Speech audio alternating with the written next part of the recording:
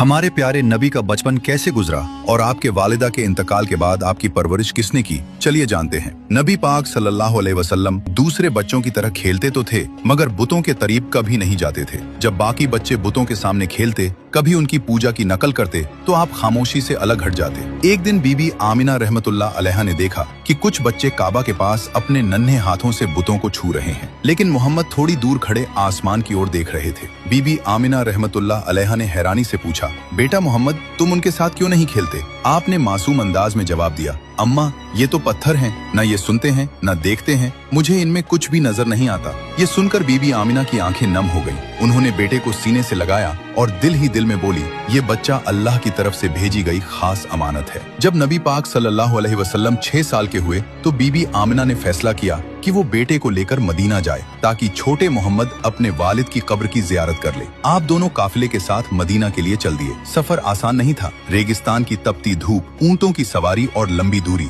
मगर नन्हे मोहम्मद की आंखों में अजीब सा सब्र और हौसला था। वे मदीना में तकरीबन 1 महीने ठहरे। रिश्तेदारों से मुलाकात हुई। जब वालिद के कब्र पर पहुंचे तो बीबी आमिना ने कहा, बेटा, यही तुम्हारे वालिद की कब्र है। वो तुमसे बहुत मोहब्बत करते थे। हुजूर सल्लल्लाहु अलैहि वसल्लम खामोशी से कब्र के पास खड़े रहे। मासूम आंखों से आंसू बहते रहे मगर जुबान से कोई लफ्ज न निकला। मदीना से वापसी पर काफिला अब्वा नाम की जगह पहुंचा। वहीं अचानक बीबी आमिना रहमतुल्लाह बीमार पड़ गई। बीमारी इतनी बढ़ गई कि चलना फिरना भी मुश्किल हो गया। उन्होंने अपने बेटे को सीने से लगाया और कहा, बेटा मोहम्मद, शायद अब मैं तुम्हारे साथ न रह सकूं, मगर याद रखना, तुम अकेले नहीं हो, अल्लाह तुम्हारे साथ है। तुम्हें वो जिम्मेदारी मिलेगी जो दुनिया में आज तक किसी और को नहीं मिली। 6 साल के छोटे मोहम्मद सल्लल्लाहु अलैहि वसल्लम की आंखों से आंसू बह रहे थे। कुछ ही देर के बाद बीबी आमिना रहमतुल्लाह अलैहा की रूह परवाज कर गई। हुजूर सल्लल्लाहु अलैहि वसल्लम की आंखों से आंसू थम नहीं रहे थे। काफिले वालों ने आपको वापस मक्का पहुंचाया और आपके दादा हजरत अब्दुल मुत्तलिब के हवाले कर दिया।